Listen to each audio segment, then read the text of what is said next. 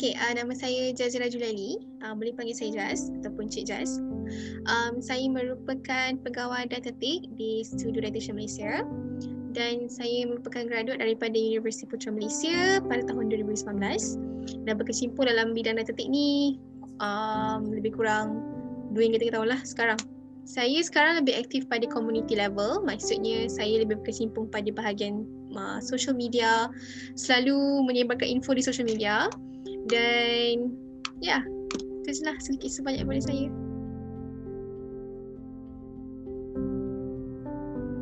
Wanita yang baru mengandung, kita akan ada screening di hospital. Nurse akan ambil screening lah whether you berada di kategori hijau, kuning, merah dan sebagainya. Dan dia akan segregate you mengikut risiko lah.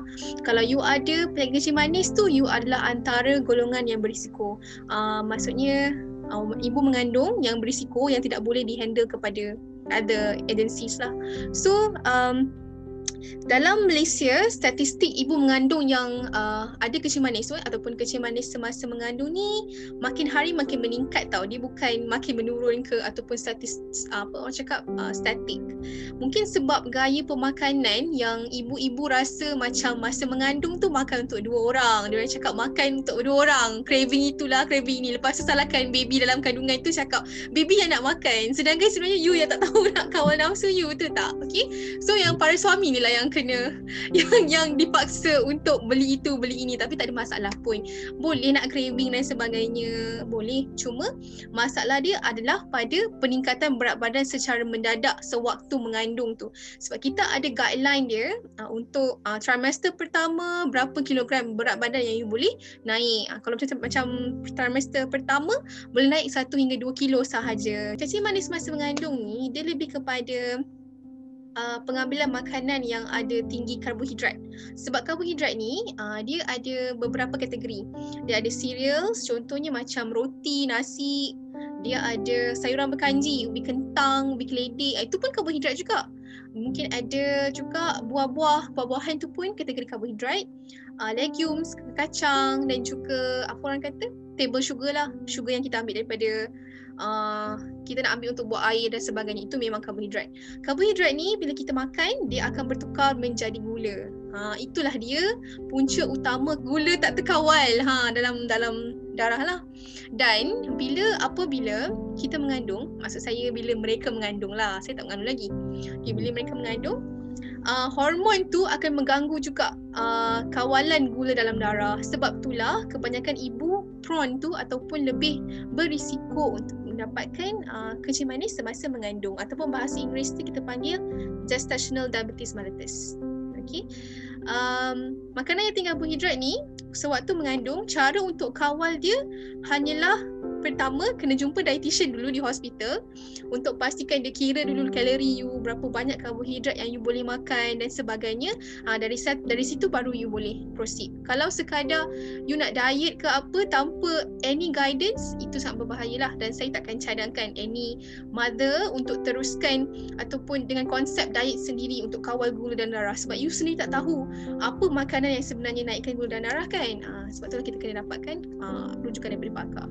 Untuk fizikal, saya tak galakkan untuk aktif sangat, maksudnya macam sekadar brisk walk ataupun berjalan di sekeliling taman ke, berjalan waktu bekerja ke, naik tangga tak ada masalah, boleh. Tapi kalau sampai nak minta jogging ke, nak zumba ke, nak hiking ke, saya tak adalah menggalakkan, sebab dia lebih berisiko untuk keselamatan baby kan. Kalau tiba-tiba terpanjat sana panjat sini kan, jadi jatuh pula, mana tahu kan. Cuma mungkin boleh lebih aktif lah, tidaklah duduk je dengan alasan penat. Sebab kadang-kadang memang pada first trimester tu ibu-ibu ni dia akan macam penat, dia akan rasa lebih penat sebab dah bawa baby kan. So mungkin boleh jadi lebih aktif, tapi tidak perlulah berintensiti tinggi. Aktiviti fizikal yang tidak berintensiti tinggi. Macam tu je.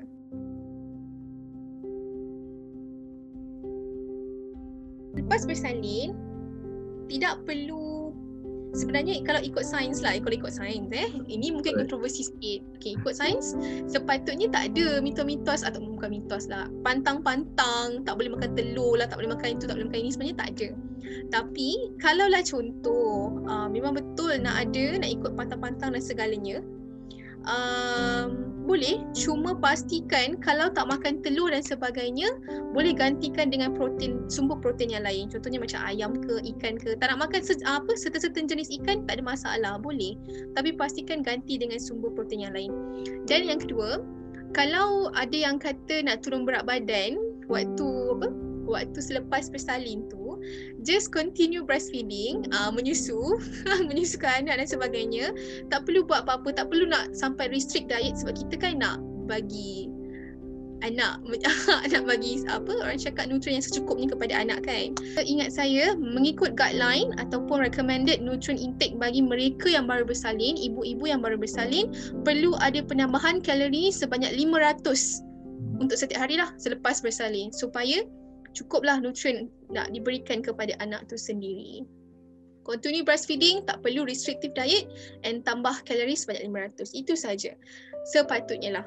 Kalaupun ada pantang-pantang, mak tak bagi makan itu, mak tak bagi makan ini, ikan ni tak boleh, ikan tu tak boleh, tak ada masalah, boleh, you boleh ikut. Cuma pastikan protein yang you ambil, sebab protein kan ada banyak. Bukan ikan je, ada telur, ada daging, ada ayam, seafood dan sebagainya.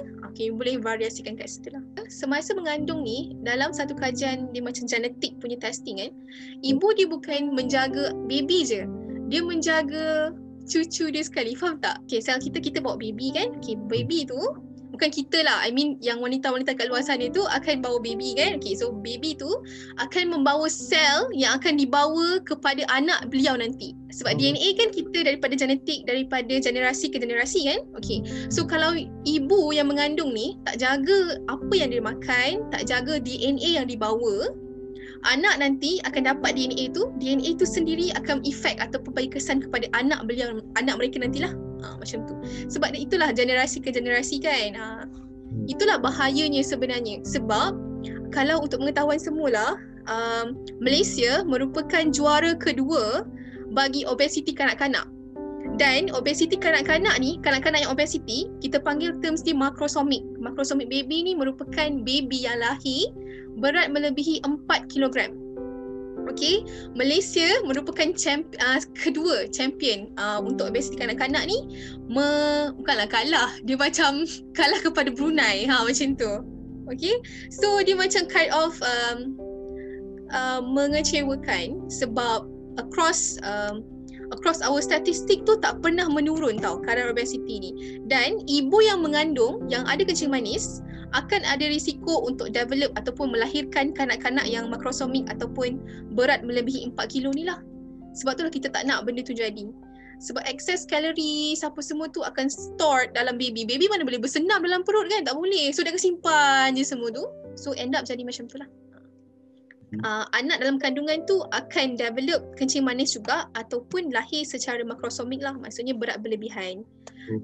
Disebabkan insulin yang digunakan oleh mak tu kan, bila gula dalam darah mak tu tinggi, insulin tu akan dikeluarkan secara banyak kan. So insulin tu akan diserap kepada baby. Baby tak boleh guna insulin tu sebab dia sebab dia tak bergerak pun lagi. So insulin tu juga merupakan sel lemak tau. Dia macam fat cell. So lama-lama keluar dia badan lebih besar lah macam tu.